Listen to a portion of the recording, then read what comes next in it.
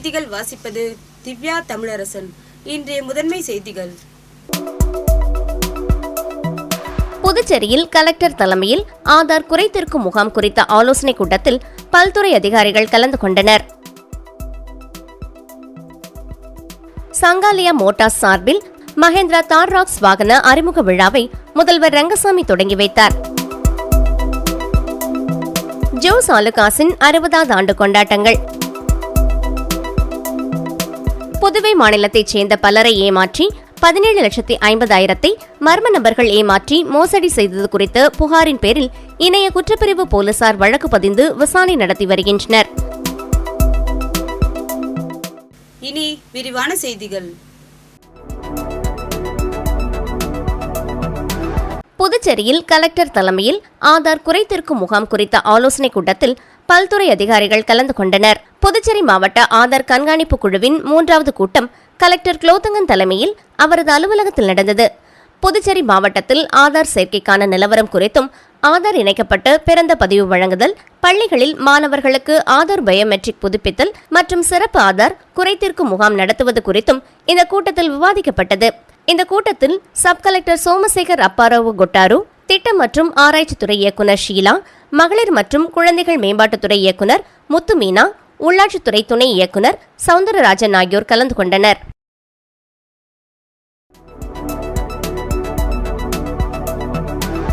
Sankalia Motors சார்பில் மஹேந்திரா தார் rocks வாகன அறிமுக விழாவை முதல்வர் ரங்கசாமி தொடங்கி வைத்தார். புதுச்சேரி கடற்கரை சாலையில் நடந்த விழாவில் சங்காலியா மோட்டார்ஸ் நிர்வாக இயக்குநர் துரைராஜ் வரவேற்றார்.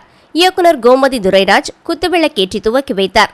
முதல்வர் ரங்கசாமி மஹேந்திரா தார் ராக்ஸ் வாகனத்தை அறிமுகம் செய்து வைத்தார்.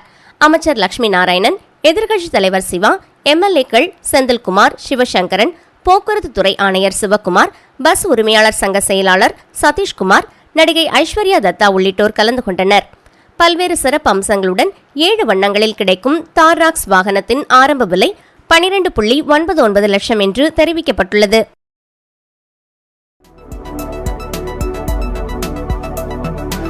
ஜோஸ் ஆலுகாஸின் 60வது ஆண்டு கொண்டாட்டங்கள். ஜோஸ் ஆலுகாஸ் ஆரம்பித்ததிலிருந்து வாடிக்கையாளர்களுக்கு 6 கோடி மதிப்பிலான பரிசு பொருட்கள் வழங்கி வருகிறது.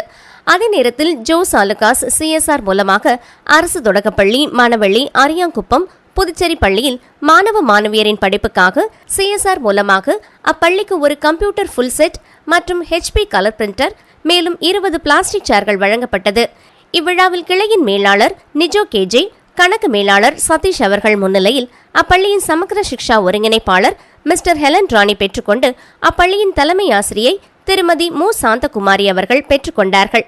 இந்த CSR விழாவில் மாணவ மாணவியர்கள், பெற்றோர்கள் மற்றும் அப்பள்ளியின் ஆசிரியர்கள், மேலும் ஜோஸ் ஆலுகாஸின் ஊழியர்களும் கலந்து கொண்டார்கள்.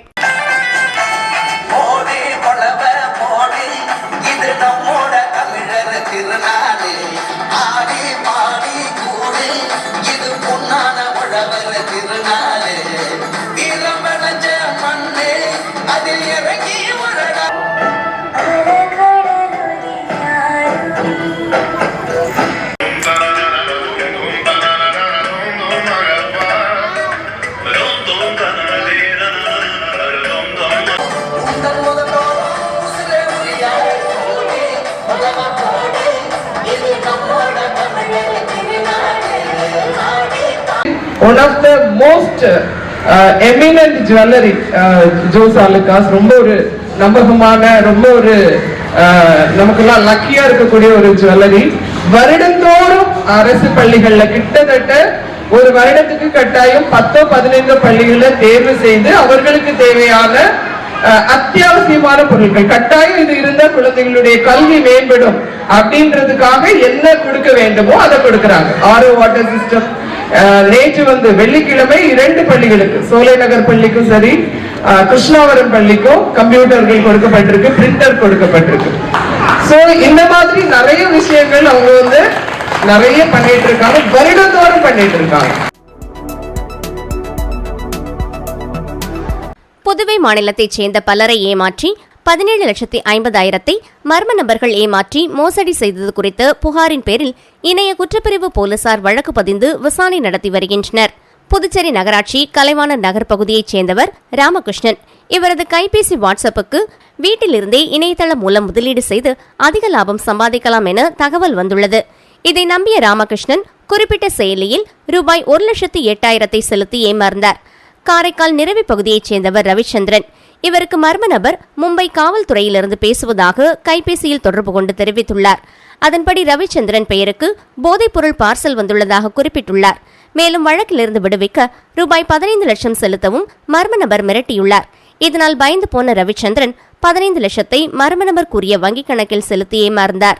இதேபோல புதுச்சேரி நகர பகுதியைச் சேர்ந்த பாஸ்கர் ரூபாய் 30,000, ஜீவானந்தபுரம் பகுதியைச் சேர்ந்த மோகன்தாஸ் ரூபாய் 95,000, பிரவீன் 50,000 மற்றும் பியாஸ் 4,000 என மோசடி கும்பலால் ஏமாற்றப்பட்டுள்ளனர். இது தொடர்பாக அவர்கள் அளித்த புகாரின் பேரில் சைபர் கிரைம் போலீசார் விசாரணை மேற்கொண்டு வருகின்றனர். காரைக்கால் கிளை சிறையில் இரட்டை ஆயுள் தண்டனை கைதி தற்கொலை முயற்சி செய்து கொண்ட சம்பவம் பரபரப்பை ஏற்படுத்தியுள்ளது. புதுச்சேரி முதலியார்பேட்டை பகுதியில் கொலை வழக்கில் குற்றம் சாட்டப்பட்ட அமலன் புதுச்சேரி நீதிமன்றத்தால் இரட்டை ஆயுள் தண்டனை விதிக்கப்பட்டு புதுச்சேரி மத்திய சிறையில் அடைக்கப்பட்டார். தண்டனை காலத்தில் சிறை காவலர்கள், சிறை பணியாளர்கள், சக கைதிகள் என அனைவரையும் அடிக்கடி தாக்கியதன் காரணமாக காரைக்கால் கிளை சிறைக்கு மாற்றப்பட்டார். இந்த நிலையில் இவருடன் போக்சோ வழக்கில் ஆயுள் தண்டனை பெற்று புதுச்சேரி வில்லியனூரைச் சேர்ந்த பிரதீஷ் என்பவர் சமீபத்தில் காரைக்கால் கிளை சிறையில் தற்கொலை செய்து கொண்டார். இந்த நிலையில் இரட்டை ஆயுள் தண்டனை கைதி அமலன் தூக்க மாத்திரைகளை விழுங்கி தற்கொலைக்கு முயன்று காரைக்கால் அரசு பொது மருத்துவமனையில் தீவிர சிகிச்சை பிரிவில் சிகிச்சை பெற்று வருகிறார்.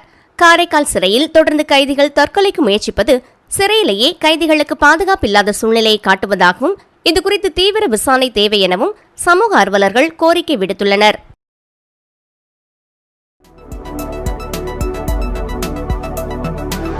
கிறிஸ்து பொறியியல் மற்றும் தொழில்நுட்ப கல்லூரியில் இளங்கலை மற்றும் முதுகலை பட்டப்படிப்பிற்கான முதலாம் ஆண்டு தொடக்க விழா புதுச்சேரி மூலக்குளம் பிச்சை வீரன்பேட்டில் இயங்கி வரும் கிறிஸ்து பொறியியல் மற்றும் தொழில்நுட்ப கல்லூரியில் இளங்கலை மற்றும் முதுகலை பட்டப்படிப்பிற்கான தொடக்க விழா 23/9/2024 திங்கட்கிழமையன்று மிக சிறப்பாக நடைபெற்றது.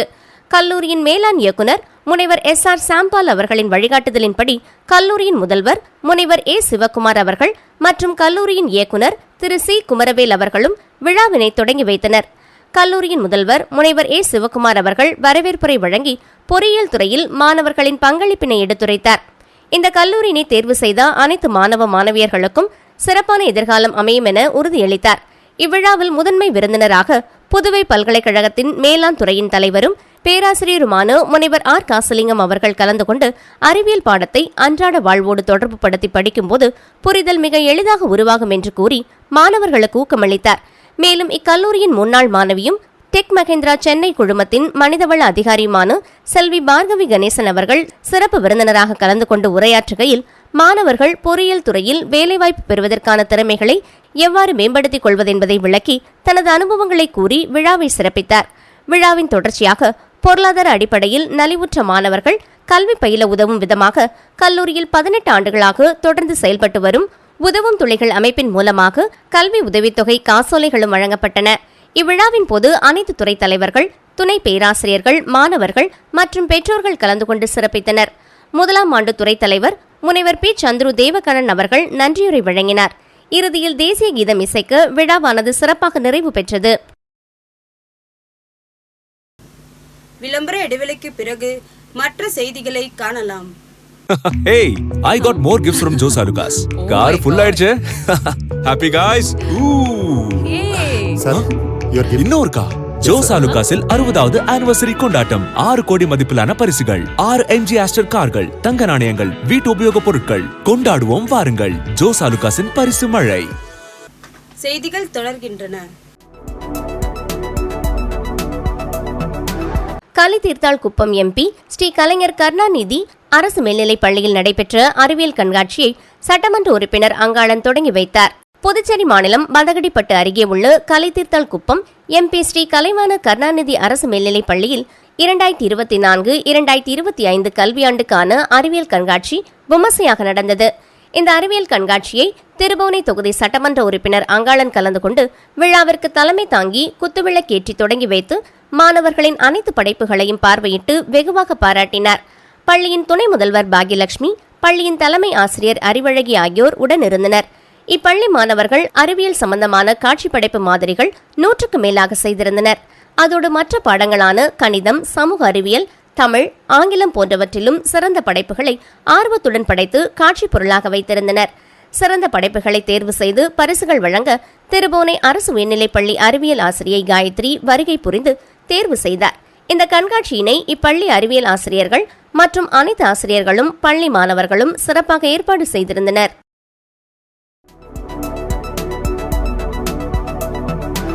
உள்ளாட்சி தேர்தலை நடத்தாத மத்திய அரசு, மாநில அரசை கண்டித்து புதுச்சேரி மக்கள் முன்னேற்றக் கழகம் சார்பில் கண்டன ஆர்ப்பாட்டம் நடைபெற்றது. புதுச்சேரியில் உள்ளாட்சி தேர்தலை நடத்தாத மத்திய அரசு, மாநில அரசை கண்டித்து புதுச்சேரி மக்கள் முன்னேற்றக் கழகம் சார்பில் தொடர் போராட்டம் நடத்தி வருகிறது. அதன் ஒரு பகுதியாக நெட்டப்பாக்கத்தில் நேற்று தொடர் போராட்டம் நடத்தப்பட்டது. போராட்டத்திற்கு ஆதிதிராவிட நலன் அணி மாநில தலைவர் ரஞ்சித்குமார் தலைமை தாங்கினார். மாநில செயலாளர் பரந்தாமன் வரவேற்றார். கழக சேர்மன் வெங்கட்ராமன் முன்னிலை வகித்தார். மாநில பொதுச் செயலாளர் ராஜன் நோக்க உரையாற்றினார். மாநில தலைவர் ராமதாஸ் போராட்டத்தை துவக்கி வைத்து உள்ளாட்சி தேர்தல் நடத்தப்படாமல் இருப்பதால் ஏற்படும் பாதிப்புகள் குறித்து பேசினார். முன்னாள் பஞ்சாயத்து தலைவர் ஜெகநாதன் கண்டன உரையாற்றினார்.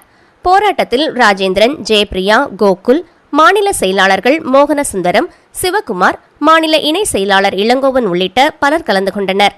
பன்னீர்செல்வம் நன்றி கூறினார்.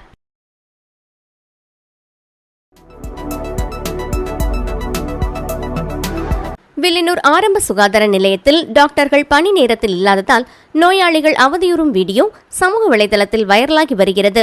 புதுச்சேரியில் கடந்த ஒரு மாதமாக டெங்கு, டைபாய்டு, சிக்கன் குனியா போன்ற நோய்கள் பரவி வருகிறது. இதனால் அரசு மருத்துவமனை, ஆரம்ப சுகாதார நிலையம், தனியார் மருத்துவமனைகளில் தினசரி நூற்றுக்கணக்கான மக்கள் காய்ச்சலுக்கு சிகிச்சை பெற்று வருகின்றனர். இந்த நிலையில் வில்லியனூர் ஆரம்ப சுகாதார நிலையத்தில் நேற்று காலை 10:30 மணிக்கு 50க்கும் மேற்பட்ட நோயாளிகள் சிகிச்சைக்காக வந்திருந்தனர். அப்போது பணியில் இருந்த ஒரு ஆண், 2 பெண் டாக்டர்கள் அங்கு இல்லை. டாக்டர்கள் ஓய்வறைக்கு சென்றுவிட்டனர். மதியம் 2:30 மணி வரை டாக்டர்கள் பணிக்கு திரும்பாததால் மருத்துவமனை வந்த நோயாளி ஒருவர் சக நோயாளிகள் வெகு நேரம் காத்திருப்பதை வீடியோவாக எடுத்து சமூக வலைதளத்தில் பதிவிட்டுள்ளார். தற்போது இந்த வீடியோ இணையதளத்தில் வைரலாகி வருகிறது.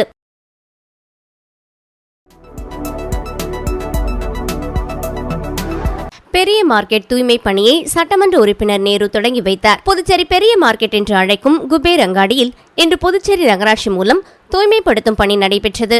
இப்பணிகளை உருளையன்பேட்டை தொகுதி சட்டமன்ற உறுப்பினர் நேரு துவக்கி வைத்தார். தூய்மைப்படுத்தும் பணியின் போது புதுச்சேரி நகராட்சி ஆணையர் கந்தசாமி, காவல் கண்காணிப்பாளர் செல்வம், காவல் ஆய்வாளர்கள், உதவி ஆய்வாளர்கள், புதுச்சேரி நகராட்சி அதிகாரிகள், ஊழியர்கள், மேலும் பெரிய மார்க்கெட் வியாபாரிகள், உருளையன்பேட்டை தொகுதியைச் சேர்ந்த மனிதநேய மக்கள் சேவை இயக்க பிரமுகர்கள் என பலர் உடன் இருந்தனர்.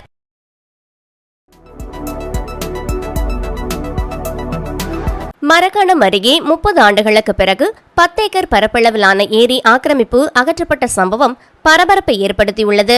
விழுப்புரம் மாவட்டம் மரக்காணம் அடுத்த கந்தக்காடு கிராமத்தில் 35 ஏக்கர் பரப்பளவில் புதிய ஏரி அமைந்துள்ளது.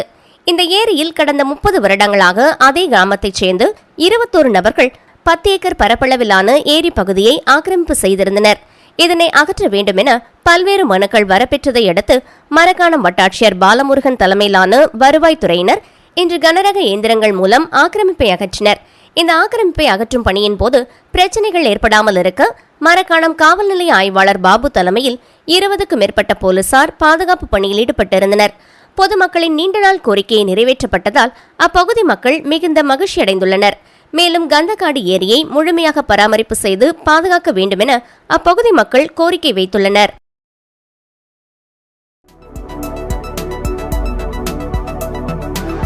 பல்வேறு கோரிக்கைகளை வலியுறுத்தி காரைக்காலில் SC/ST மக்கள் கூட்டமைப்பு கவன ஈர்ப்பு ஆர்ப்பாட்டத்தில் ஈடுபட்டனர். மாநில பட்டியலின மேம்பாட்டு கவுன்சிலில் காரைக்காலில் பிரதிநிதிகளை நியமிக்க வேண்டும். மாநில அரசு பணியாளர் தேர்வாணையத்தை உருவாக்க வேண்டும். மாவட்ட பட்டியலின சிறப்பு கூறு திட்ட துணை நிதி கண்காணிப்பு குழுவில் தலித் தலைவர்கள் மற்றும் கல்வியாளர்களை நியமிக்க வேண்டும். கோவில்பத்து அரசு மாணவர் விடுதி பயன்பாட்டிற்கு ஏற்றதா இல்லையா என்பதை நிபுணர்களை கொண்டு ஆய்வு செய்ய வேண்டும்.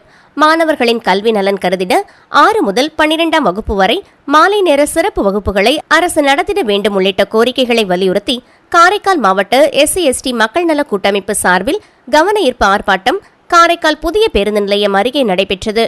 கூட்டமைப்பின் தலைவர் காமராஜ் தலைமையில் நடைபெற்ற ஆர்ப்பாட்டத்தில் பல்வேறு அமைப்புகளைச் சேர்ந்து 100க்கும் மேற்பட்டோர் கலந்து கொண்டு மாநில அரசை கண்டித்து கண்டன முழக்கங்களை எழுப்பி ஆர்ப்பாட்டத்தில் ஈடுபட்டனர்.